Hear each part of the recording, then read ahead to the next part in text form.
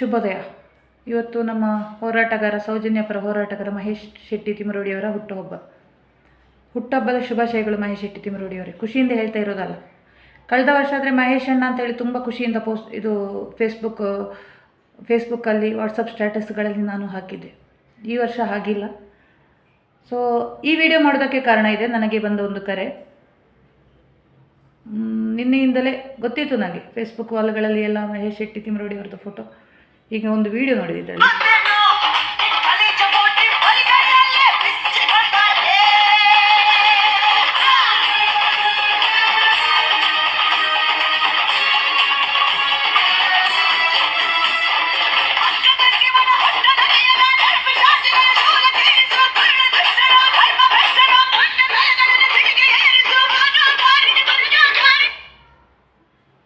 ಇದು may be birthday ಕಾರಣಕ್ಕೂ ಗೊತ್ತಿಲ್ಲ, ಸೌಜನ್ಯ ಹೆಸರಲ್ಲಿ ಒಂದು ಕೀ ಚೈನು ಬಿಡುಗಡೆ ಆಗ್ತಿದೆ. ಸೊ ಅದಕ್ಕೆ ಒಂದು ಕಮೆಂಟ್ ಬಂತು, ಕೆಟ್ಟದಾಗಿ ಒಂದು ಕಮೆಂಟ್ ಬಂತು. ನಾನು ಒಂದು ಕಮೆಂಟ್ ಮಾಡಿದೆ, ಸೌಜನ್ಯ ಹೆಸರಲ್ಲಿ ದುಡ್ಡು ಮಾಡ್ತಾ ದಂಧೆ ಅಂತ ತುಂಬ ಬಂತು. ಅದಕ್ಕೆ ನಿಮಗೆ ಕಮೆಂಟ್ ಬಂದಿದೆ, ಸೌಜನ್ಯ ಹೆಸರಲ್ಲಿ ದುಡ್ಡು ಮಾಡ್ತಿರೋ ದಂಧೆ ಅಂತ.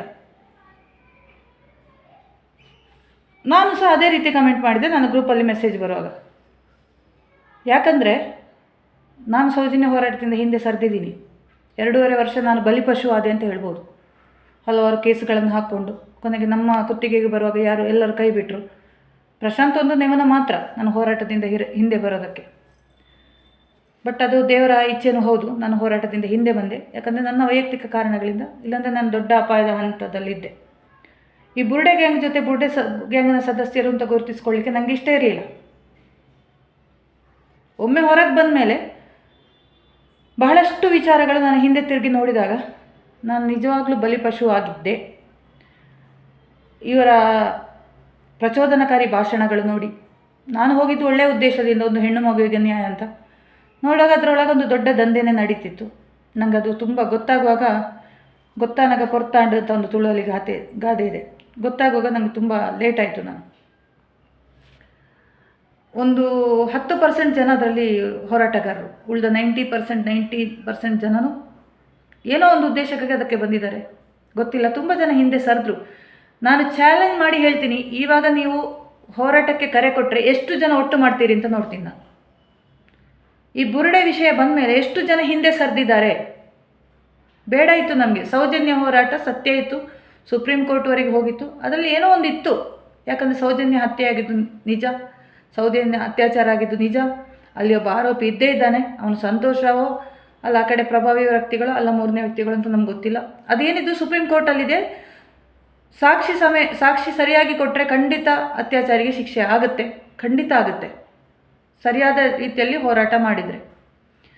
ಬಟ್ ಹೋರಾಟಗಾರರ ಮನಸ್ಥಿತಿ, ನಾನು ಆ ಹೋರಾಟದಲ್ಲಿರುವಾಗ ಅದರ ತುಂಬ ಆವಾಗಲೇ ನನಗೆ ತುಂಬ ವಿಚಾರಗಳಿತ್ತು ಕ್ವೆಶ್ಚನ್ ಮಾಡಲಿಕ್ಕೆ. ಬಟ್ ನಾನು ಆ ಟೀಮ್ನಲ್ಲಿರೋದ್ರಿಂದ ನನಗೆ ಕ್ವೆಶ್ಚನ್ ಮಾಡಲಿಕ್ಕೆ ಆಗ್ತಿರ್ಲಿಲ್ಲ. ಹೊರಗೆ ಬಂದ ಕೂಡಲೇ ನಾನು ಒಂದೊಂದೇ ಕ್ವೆಶ್ಚನ್ ಸ್ಟಾರ್ಟ್ ಮಾಡಿದೆ. ನಾನು ಕೇಳಿದ ಕ್ವೆಶ್ಚನ್ ಮಹೇಶ್ ಶೆಟ್ಟಿ ತಿಮರೋಡಿ ಅವರಲ್ಲಿ ಡೈರೆಕ್ಟಾಗಿ ಕೇಳಿದ್ದೀನಿ. ತುಂಬ ವೈರಲ್ ಆಗಿದೆ ಅದು. ನಿಮ್ಮ ಹೋರಾಟ ಸತ್ಯವಾಗಿದ್ದರೆ 14 ವರ್ಷದಲ್ಲಿ ಯಾಕೆ ನ್ಯಾಯ ಸಿಕ್ಕಿಲ್ಲ? ಏನಾದರೂ ಒಂದು ಸತ್ಯ ಇದ್ದರೆ ಇಷ್ಟು ವರ್ಷ ಡಿಲೇ ಆಗ್ತಿರ್ಲಿಲ್ಲಲ್ಲ.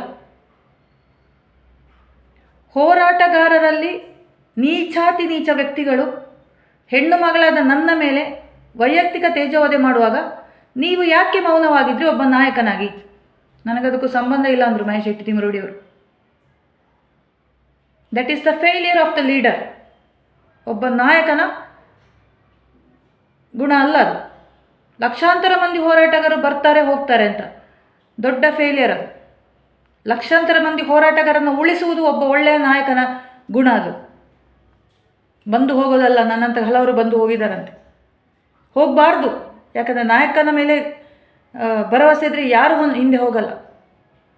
ಇನ್ನೊಂದು ದೊಡ್ಡ ಫೇಲಿಯರು, ನೀವೊಂದು ಕ್ಷೇತ್ರವನ್ನು, ಒಂದು ವ್ಯಕ್ತಿಯನ್ನು ಟಾರ್ಗೆಟ್ ಮಾಡಿದ್ದು. ನಾನು ಸಹ ಬೈದಿದ್ದೆ, ನಿಮ್ಮ ಜೊತೆ ಸೇರಿ ಆ ಕ್ಷೇತ್ರವನ್ನು, ವ್ಯಕ್ತಿಗಳನ್ನು ನಾನು ಬೈದಿದ್ದೀನಿ. ಅದಕ್ಕೆ ಕೇಸ್ ಹಾಕ್ಕೊಂಡಿದ್ದೀನಿ ನಾನು.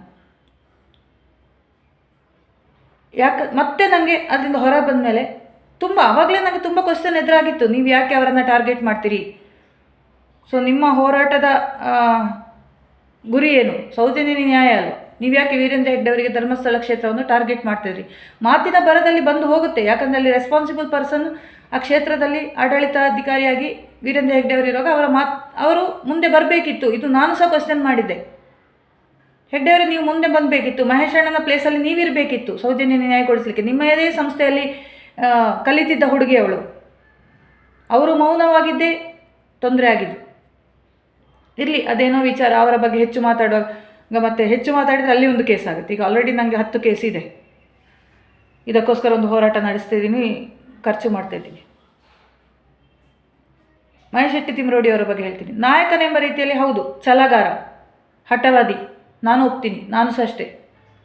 ಬಟ್ ಮಹಿಳೆಯರ ಬಗ್ಗೆ ನೀವು ಮಾಡ್ತಾ ಇರೋದು ಒಂದು ಹೆಣ್ಣಿಗೋಸ್ಕರ ಹೋರಾಟ, ಸೌಜನ್ಯ ಎಂಬ ಹೆಣ್ಣು ಮಗುವಿಗೋಸ್ಕರ ನ್ಯಾಯಕ್ಕೋಸ್ಕರ ಹೋರಾಟ. ಅಷ್ಟೇ ಗೌರವ ನಿಮಗೆ ಪ್ರತಿಯೊಬ್ಬರು ಹೆಣ್ಣು ಮಕ್ಕಳ ಮೇಲೆ ಬೇಕು. ಅದು ಡಿ ಗ್ಯಾಂಗ್ ಆಗಲಿ, ಬಿ ಗ್ಯಾಂಗ್ ಆಗಲಿ, ಯಾರೇ ಆಗಲಿ.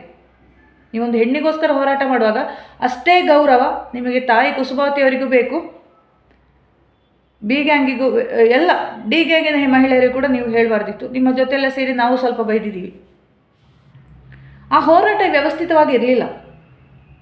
ಯಾಕಂದರೆ ನನ್ನ ಅಡ್ವೊಕೇಟ್ ಹೇಳಿದ್ದವರು, ನಿಮಗೆ ಲೀಗಲ್ ಟೀಮ್ ಇದೆಯಾ? ಇಲ್ಲ, ಲೀಗಲ್ ಟೀಮ್ ಇಲ್ಲ. ಕೇಸ್ ಆದಾಗ ಯಾರೂ ಇಲ್ಲ ಹೆಲ್ಪ್ ಮಾಡೋಕ್ಕೆ. ಇವಾಗಲೂ ಮೋಹಿತ್ ಸರದು ಅಡ್ವೊಕೇಟ್ ಆಫೀಸಲ್ಲಿ ನಾನು ಸೈನ್ ಹಾಕಿದೊಂದು ವಕಾಲತ್ತಿರ್ಬೋದು. ಮೋಹಿತ್ ಅವರದು ಕೇಸು ನಾನು ಪರ್ಸ್ನಲ್ ಅಡ್ವೊಕೇಟಿಗೆ ಬೇರೆ ಕೊಟ್ಟಾಗಿದೆ.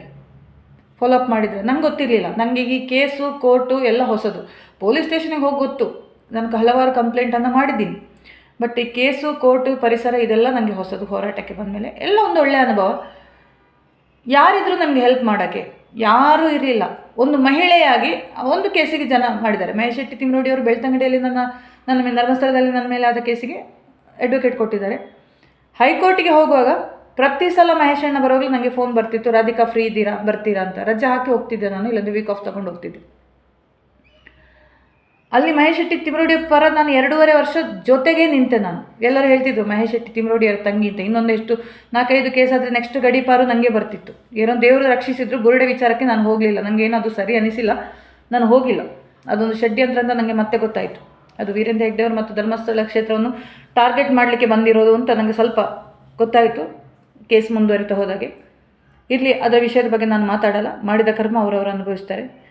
ವೀರೇಂದ್ರ ಹೆಗ್ಡೆ ಅವರು ತಪ್ಪು ಮಾಡಿದೆ, ವೀರೇಂದ್ರ ಹೆಗ್ಡೆ ಅವರಿಗೆ ಶಿಕ್ಷೆ ಆಗುತ್ತೆ. ಮಹೇಶ್ ಶೆಟ್ಟಿ ತಿಮ್ರೋಡಿಗೆ ತಪ್ಪು ಮಾಡಿದೆ, ಮಹೇಶ್ ಶೆಟ್ಟಿ ತಿಮ್ರೋಡಿಗೆ ಶಿಕ್ಷೆ ಆಗುತ್ತೆ. ಅನಿತಾ ಕಾಸರಗೋಡು ತಪ್ಪು ಮಾಡಿದೆ, ಅನಿತನಿಗೆ ಶಿಕ್ಷೆ ಆಗುತ್ತೆ. ಆಗಲೇಬೇಕು. ಇದು ನನ್ನ ನಿರ್ಧಾರ. ಪ್ರತಿ ಸಲ ದೇವರಲ್ಲಿ ಬೇಡಿಕೊಳ್ಳೋದು ಅಷ್ಟೇ. ಇಲ್ಲಿ ನನ್ನ ತಲೆ ಮೇಲೇ ಅಣ್ಣ ಮಂಜುನಾಥ ಇದ್ದಾನೆ. ಪ್ರತಿ ಸಲ ದೇವರಿಗೆ ನಾನೇನಾದ್ರು ತಪ್ಪು ಮಾಡಿದ್ರೆ ನನಗೆ ಶಿಕ್ಷೆ ಕೊಡಪ್ಪ ಅಂತ ನಾನು ಕೇಳೋದು. ನನ್ನ ಹಿಂದೆಯೇ ಸೌಜನ್ಯ ಇದ್ದಾಳೆ. ಪ್ರತಿದಿನ ನಾನು ದೇವರಿಗೆ ದೀಪ ಹೊತ್ತಿಸುವಾಗಲೂ ಬೇಡ್ಕೊಳ್ಳೋದು ಸೌಜನ್ಯ ನ್ಯಾಯ ಸಿಗಬೇಕು ಅಂತ. ಬಟ್ ಇವಾಗ ಏನಾಗಿದೆ ಅಂದರೆ ಹೋರಾಟಗಾರರಿಗೆ ನಾನೊಂದು ವಿಲನ್ ಆಗಿದ್ದೀನಿ. ನಾನು ಡಿ ಗ್ಯಾಂಗಿಗೆ ಡೀಲ್ ಆಗಿದ್ದೀನಿ. ಬಿಡಿ, ಅದೆಲ್ಲ ನಾನು ಯಾರಿಗೂ ಪ್ರೂವ್ ಮಾಡಬೇಕಾದ ಅಗತ್ಯ ಇಲ್ಲ, ಆಯಿತಾ? ಸೊ ನಾನು ಹೇಳ್ತಾ ಇರೋದು, ಸೌಜನ್ಯನಿಗೆ ಹೋರಾಟ ಮಾಡ್ತಿದ್ದೆ, ಸೌಜನ್ಯನಿಗೆ ಮಾತ್ರ ಹೋರಾಟ ಮಾಡಿ. ಬೇರೆ ಹೆಣ್ಣು ಮಕ್ಕಳಿಗೆ ನಿಂದನೆ ಮಾಡೋದು ಬೇಡ. ಡಿ ಗ್ಯಾಂಗ್ ಆಗಿರಲಿ, ಬಿ ಗ್ಯಾಂಗ್ ಆಗಿರಲಿ, ರೆಸ್ಪೆಕ್ಟ್. ಹೆಣ್ಣು ಎಂದರೆ ಪ್ರಕೃತಿ. ಆ ಹೆಣ್ಣಿನಿಂದಲೇ ನೀವು ಹುಟ್ಟಿರೋದು, ನೆನಪಿಟ್ಕೊಳ್ಳಿ. ಈ ಎಣ್ಣೆ ಕೊಂಡು ನಿನ್ನೆ ನನ್ನ ಬಗ್ಗೆ ಏನೋ ವೀಡಿಯೋ ಮಾಡಿದ್ದೇನೆ. ಅವನಿಗೆ ಪೊಲೀಸ್ ಕಂಪ್ಲೇಂಟ್ ಆಗಿರೋದ್ರಿಂದ ನನಗೆ ಪೊಲೀಸರು ವಾರ್ನಿಂಗ್ ಕೊಟ್ಟಿರೋದ್ರಿಂದ ಅವನ ಬಗ್ಗೆ ವೀಡಿಯೋ ಮಾಡುವ ಹಾಗಿಲ್ಲ ನಾನು. ನೆಕ್ಸ್ಟ್ ಅವನ ತನಿಖೆ ಕಾನೂನಾತ್ಮಕವಾಗಿ ಹೋಗುತ್ತೆ, ಇಲ್ಲಾಂದರೆ ಅವನಿಗಿತ್ತು, ಆಯಿತಾ? ನಿನ್ನೆ ಪುನಃ ಸ್ಟಾರ್ಟ್ ಮಾಡಿದ್ದಾನೆ. ಏನೊಂದು ಆಡಿಯೋ ಹಾಕಿ ನನಗೆ ಕಳಿಸಿದ್ರು ವಾಟ್ಸಪ್ಪಲ್ಲಿ. ಬಟ್ ರಿಯಾಕ್ಟ್ ಮಾಡಬೇಡಿ, ಇಗ್ನೋರ್ ಮಾಡಿ ಅಂದರು. ನಾನಂಥ ಕಚ್ಚಡಗಳಿಗೆಲ್ಲ ಇದು ಹಾಕಲ್ಲ. ಅವನು ಸ್ಲಮ್ ಏರಿಯಾ ಕೆಟಗರಿ ಇರುವ ಎಣ್ಣೆ ಬಾಂಡು, ಅವನು ಹೆಣ್ತಿನೋ ಏನೋ ಸಾಯ್ಲಲ್ಲಿ ಅವ್ನು ಮಾಡಿದ ಕರ್ಮ ಅವನು ಅನುಭವಿಸ್ತೀನಿ. ಅವನಿಗೆ ದೇವರಲ್ಲಿ ಇಡಬೇಕಾದ್ರೆ ದೇವರಲ್ಲಿ ಇಟ್ಟಿದ್ದೀನಿ. ಕಾನೂನಾತ್ಮಕವಾಗಿ ಏನು ಮಾಡಬೇಕು ಅದು ಮಾಡಿದ್ದೀನಿ ನಾನು. ಇನ್ನೂ ಎಲ್ಲ ಪೊಲೀಸರ, ಮಂಗಳೂರು ಮತ್ತು ಬೆಂಗಳೂರು ಪೊಲೀಸರ ಕೈಯಲ್ಲಿದೆ. ಅವನ ಚಂದದ ನುಡಿಮತ್ತುಗಳು ಇಡೀ ಗೃಹ ಮಂತ್ರಿಯವರವರೆಗೂ ಹೋಗಿದೆ. ನನಗೆ ಫೋನ್ ಮಾಡಿ ಕೇಳ್ತಿದ್ದಾರೆ, ನಿಮಗೆ ಪೊಲೀಸ್ ಪ್ರೊಟೆಕ್ಷನ್ ಬೇಕಾ, ಪೆಟ್ರೋಲ್ ಹಾಕಿ ಸುಡ್ತೇನೆ ಅಂದಿದ್ದಾನೆ. ಅವನನ್ನು ಯಾರು ಕ್ಯಾರ್ ಮಾಡ್ತಾರೆ? ಅವ್ನು ಪೆಟ್ರೋಲ್ ಹಾಕಿ ಸುಡೋದಲ್ಲ, ಅವನನ್ನು ಸುಡೋ ಟೈಮ್ ಆಯಿತು. ಇರಲಿ ಬಿಡಿ. ಸೊ ನಾನು ಹೇಳ್ತಾ ಇರೋದು ಇಷ್ಟೇ. ಎಲ್ಲ ಸೌಜನ್ಯ ಹೋರಾಟಗಾರರಿಗೆ ಹೇಳಿದೆ. ಎಲ್ಲರೂ ನನಗೆ ಕಾಲ್ ಮಾಡಿದ್ರು, ಮಹೇಶ್ ಅಣ್ಣನಿಗೆ ಬೈಬೇಡಿ, ಮಹೇಶ್ ಅಣ್ಣನಿಗೆ ಬೈಬೇಡಿ. ಬೈಯೋದು ಎಲ್ಲರಿಗೂ ಬೈದಿದ್ದೀನಿ ನಾನು. ನನ್ನ ಅಪ್ಪ ಅಮ್ಮನಿಗೂ ತಪ್ಪು ಮಾಡಿದರೆ ಬೈತೀನಿ, ಸಾಕ್ಷಾತ್ ದೇವರಿಗೆ ಬೈದಿದ್ದೀನಿ. ಮಂಜುನಾಥನ ಎದುರು ನಿಂತು ದ್ವಾರದಲ್ಲಿ ಕೇಳಿದ್ದೀನಿ, ನೀವೆಲ್ಲ ಇಲ್ಲಿ ಇದ್ದೀರಾ ಅಂತ. ಯಾಕಂದರೆ ಒಂದು ಹೆಣ್ಣು ಮಗುವಿನ ಒಂದು ಅಂತಲ್ಲ, ಅಲ್ಲಿ ಸುಮಾರು ಪ್ರಕರಣಗಳಾಗಿದೆ. ಎಲ್ಲ ಸಿ ರಿಪೋರ್ಟು, ಅದು ಪೊಲೀಸರ ಕೈವಾಡನೂ ಇದೆ. ಸತ್ಯ ಏನಿದೆ ಅಂತ ಗೊತ್ತು ಮಾಡಲಿಕ್ಕೆ ಇಷ್ಟು ವರ್ಷ ಬೇಕಾ ಅಣ್ಣಪ್ಪ ಮಂಜುನಾಥನಿಗೆ? ಅಣ್ಣಪ್ಪ ಮಂಜುನಾಥನ ನೀವು ಇಲ್ಲಿ ಇದ್ದೀರಾ ಅಂತ ಕೇಳಿದ್ದೀನಿ ನಾನು ತುಂಬ ಸಲ ದ್ವಾರಕ್ಕೆ ಬಂದು. ನಾನು ದೇವಸ್ಥಾನದ ಒಳಗಡೆ ಹೋಗಲ್ಲ, ಅದೊಂದು ಪ್ರತಿಜ್ಞೆ ಮಾಡಿದ್ದೀನಿ ನಾನು, ಸೌಜನ್ಯ ನ್ಯಾಯ ಸಿಗೋ ತನಕ ಹೋಗಲ್ಲ ಅಂತ. ನಾನು ಏನು ಹೋಗ್ತಿದ್ರು ಕದ್ರಿ ಮಂಜುನಾಥ ಸ್ವಾಮಿ ದೇವಸ್ಥಾನಕ್ಕೆ ವರ್ಷಕ್ಕೊಮ್ಮೆ ಹೋಗ್ತೀನಿ. ಸಾಧ್ಯವಾದಾಗೆಲ್ಲ ಹೋಗ್ತೀನಿ, ಊರಿಗೆ ಹೋದಾಗೆಲ್ಲ ಹೋಗ್ತೀನಿ. ಅಲ್ಲಿ ನ್ಯಾಯ ಸಿಗಲಿ ಅಂತ ಕೇಳ್ತೀನಿ. ಹೋರಾಟಗಾರರೆಲ್ಲ ನನ್ನನ್ನು ಎಗೇನ್ಸ್ಟ್ ಹಾಕ್ಕೊಂಡ್ರು. ಇದಕ್ಕೂ ಕೂಡ ಇದೇ ವಿಡಿಯೋಕ್ಕೆ ಈಗ ಸಾಲಾಗಿ ಕಮೆಂಟ್ ಹಾಕಲಿಕ್ಕೆ ತಿಮರೋಡಿ ಶಿಷ್ಯರು ಬರ್ತಾರೆ. ಯಾಕಂದರೆ ಅಣ್ಣನ ಅಭಿಮಾನಿಗಳು ತುಂಬ ಇದ್ದಾರೆ, ಅಣ್ಣನ ಸೇವಕರು ತುಂಬ ಜನ ಇದ್ದಾರೆ. ಮಹೇಶ್ ಅಣ್ಣನಿಗೆ ಅನ್ಬಾರ್ದು ಡೋಂಗಿ ಹೋರಾಟ ಅಂತಿದ್ದೀನಿ. ಡೋಂಗಿ ಅಲ್ಲದೆ ಮತ್ತೇನು ನಿಮ್ಮದು ಹೋರಾಟ? ನಾನು ಈಗಲೂ ಕ್ವಶನ್ ಕೇಳ್ತಾ ಇರೋದು ಹಾಗೆ. ಯಾಕಂದರೆ ಒಂದು ನನ್ನ ಬಗ್ಗೆ ಎಷ್ಟು ತೇಜೋವಧೆ ಆಗಿದೆ ಅಂದರೆ ಒಬ್ಬನಿಗೆ ಆ ಕುಡುಕ ಅಣ್ಣ ಬಾಂಡನ್ನು ಸರಿ ಮಾಡಲಿಕ್ಕೆ ಆಗಲಿಲ್ಲ. ಯಾರು ಅವನನ್ನು ಸಪೋರ್ಟ್ ಮಾಡುವವರು ಇರೋದು? ಅವನು ಸತೀಶ್ ರೈ ಅಂತೆ ಒಬ್ಬ, ಅವರು ಫಾರಿನ್ ಕತ್ತರಿಂದ, ಇವನೊಬ್ಬ ಹರೀಶ್ ಬಹ್ರೇನ್ ಅಂತೆ, ಜೈ ಅಣ್ಣ ಬಾಂಡು. ಈ ಅಣ್ಣ ಬಾಂಡಿಗೆಲ್ಲ ಸಪೋರ್ಟ್ ಮಾಡೋರು ಎಂಥ ಕೊಳಕು ನೀಚ ಮನಸ್ಥಿತಿಯ ವಿಕೃತ ಕಾಮಿಗಳು ಅಂತ ನಾನು ಕೇಳ್ತಾ ಇರೋದು. ಹಲವಾರು ವಿಡಿಯೋಗಳಲ್ಲಿ ನಾನು ಹೇಳಿದ್ದೀನಿ, ಈ ಅಣ್ಣ ಬಾಂಡ್ ಎಂಬ ವ್ಯಕ್ತಿ, ಆ ವಿಜಯ ನಾರವಿ ಎಂಬ ವ್ಯಕ್ತಿಗಳೆಲ್ಲ ಇರೋ, ಅವಳಿಗೆ ಸಿಕ್ಕಿದೆ ಈಗ ಪೆಟ್ಟು ಸಿಕ್ಕಿದೆ, ನಾನು ಹೇಳಲ್ಲ ಏನು ಅಂತ. ಅವಳಿಗೆ ಬೇಕಾದ್ದು ಪೆಟ್ಟು ಸಿಕ್ಕಿ ಆಯಿತು. ಇವತ್ತು ಕಣ್ಣೀರು ಆಗ್ತಾ ಇದ್ದಾಳೆ ಅವಳು. ವಿಷಯ ಏನು ಅಂತ ಗೊತ್ತಾಗಿರ್ಬೋದು ಎಲ್ಲರಿಗೂ. ಅನಿತಾ ಕಾಸರಗೋಡು ಎಗೇನ್ಸ್ಟ್ ಯಾರು ಮಾತಾಡಿದ್ದಾರೆ ಅವರಿಗೆ ನನ್ನ ಕಣ್ಣೆದುರು, ನನ್ನ ಶಾಪ ಅಲ್ಲ, ನನ್ನ ಕಣ್ಣೆದುರು ಬಂದು ಬಿದ್ದಿದ್ದಾರೆ. ಅವರು ಹತ್ತಿದ್ದಾರೆ, ಅನುಭವಿಸ್ತಾ ಇದ್ದಾರೆ, ಅನುಭವಿಸ್ತಲೇ ಇರ್ತಾರೆ. ಈವನ್ ಅದು ಮಹೇಶ್ ಶೆಟ್ಟಿ ತಿಮರೋಡಿ ಅವರಾಗಲಿ, ಗಿರೀಶ್ ಮಟ್ಟಣ್ಣ ಆಗಲಿ, ಯಾರೇ ಆಗಲಿ, ನನ್ನ ಎಗೇನ್ಸ್ಟ್ ಯಾರು ಮಾತಾಡಿದ್ದಾರೆ ಅದು ನಾನು ತೋರಿಸ್ಕೊಡ್ತೀನಿ. ನಾನಲ್ಲ, ನನ್ನ ಹಿಂದೆ ಆಡ್ತಾ ಇರೋ ಒಂದು ಶಕ್ತಿ ಇದೆ, ನನ್ನನ್ನು ರಕ್ಷಿಸ್ತಿರೋ ಒಂದು ಶಕ್ತಿ ಇದೆ, ಅದು ತೋರಿಸ್ತದೆ. ಎಲ್ಲರಿಗೂ ಅನುಭವ ಆಗುತ್ತೆ. ಇಲ್ಲಿ ಕೆಟ್ಟ ಕಮೆಂಟ್ ಬಂದು ಹಾಕ್ತಾರಲ್ಲ, ಅವರು ಸಹ ಒಂದು ದಿನ ಅನುಭವಿಸ್ತೀರಿ. ನನಗೆ ಸ್ವತಃ ಮಹೇಶ್ ಶೆಟ್ಟಿ ತಿಮರೋಡಿಯಿಂದ ಅವಮಾನ ಆಗಿದೆ, ಅದಕ್ಕೋಸ್ಕರ ಅನಿತಾ ರೊಚ್ಚಿಗೆದ್ದಿದ್ದಾಳೆ. ಅದು ಮಹೇಶ್ ಶೆಟ್ಟಿ ತಿಮರೋಡಿ ಅಲ್ಲ, ಯಾರು ಹೇಳಿದ್ರು ಅವನಿಗೆ ನಾನು ರಿಯಾಕ್ಟ್ ಮಾಡಿಯೇ ಮಾಡ್ತೀನಿ. ಇನ್ನೂ ಇದೆ, ಜಯಂತ ಟಿ ನನಗೆ ಆಡಿದ್ದು ಮಾತಿದೆ, ಗಿರೀಶ್ ಮಟ್ಟಣ್ಣನವರು ನನ್ನ ಹಿಂದೆ ಹೇಳಿದಿರ್ಬೋದು, ಪ್ರಶಾಂತ್ ನನ್ನ ಹಿಂದೆಯಿಂದ ಆಟ ಆಡಿದ್ದು, ಗಾಣಿಗ ನನ್ನ ಎದುರಲ್ಲೇ ಹೇಳಿದ್ದಾನೆ. ಪ್ರತಿಯೊಬ್ಬರಿಗಿದೆ, ನನ್ನ ಸಿಕ್ಸ್ತ್ ಸೆನ್ಸಲ್ಲಿ ಅದು ಬಂದೇ ಬರುತ್ತೆ. ಅವರಿಗೆ ನಾನು ಕೌಂಟ್ರ್ ಕೊಡ್ತೀನಿ, ಇವತ್ತಲ್ಲ ಅಂದರೆ ನಾಳೆ. ಆ ಹೋರಾಟಗಾರರ ಮೇಲೆ ನನಗೆ ಡಿ ಗ್ಯಾಂಗಿಗಿಂತಲೂ ದ್ವೇಷ ಇದೆ ಇವಾಗ. ಅವರು ನನ್ನ ಕಣ್ಣ ಮುಂದೆ ಅನುಭವಿಸ್ತಾರೆ, ಅದು ಯಾರೇ ಆಗಿರಲಿ. ಸೊ ಮುಂದಿನ ವಿಡಿಯೋದಲ್ಲಿ ತುಂಬ ಹೇಳಲಿಕ್ಕಿದೆ. ಮಹೇಶ್ ಅಣ್ಣನ ಅಭಿಮಾನಿಗಳು ಸಾಲಾಗಿ ಬಂದು ನನಗೆ ಕಮೆಂಟ್ ಹಾಕ್ಬೋದು, ಕೆಟ್ಟ ಕಮೆಂಟನ್ನು ಹಾಕ್ಬೋದು. ನಿಮ್ಮ ಲೆವೆಲಿಗೆ ಇಳಿದು ನಾನು ಉತ್ತರ ಕೊಡ್ತೀನಿ. ಮತ್ತೆ ಹೇಳಬೇಡಿ ಇದು ಮಹೇಶ್ ಅಣ್ಣ ಕಲಿಸಿಕೊಟ್ಟ ಭಾಷೆ, ಆಯಿತಾ? ಅವರ ಬಾಯಿಂದ ಬಂದ ಭಾಷೆನೇ. ಇವತ್ತು ನನ್ನ ಅಕ್ಕನಿಗೂ ಸ್ವಲ್ಪ ಮಂಗಳಾರತಿ ಆಯಿತು ಬೆಳಿಗ್ಗೆ. ಅವಳು ಹೇಳಿದ್ದು, ಯಾಕೆ ಕೆಟ್ಟ ಶಬ್ದಗಳಲ್ಲೆಲ್ಲ ಬೈತಾ ಇದೆಯಾ ಅಂತ. ಅದು ಮಹೇಶ್ ಅಣ್ಣನ ಸಾಹಸ ದೋಷ ಅಂತ ಹೇಳಿದೆ ಅಷ್ಟೇ. ಮುಂದೆ ವೀಡಿಯೋದಲ್ಲಿ ಸಿಗೋಣ.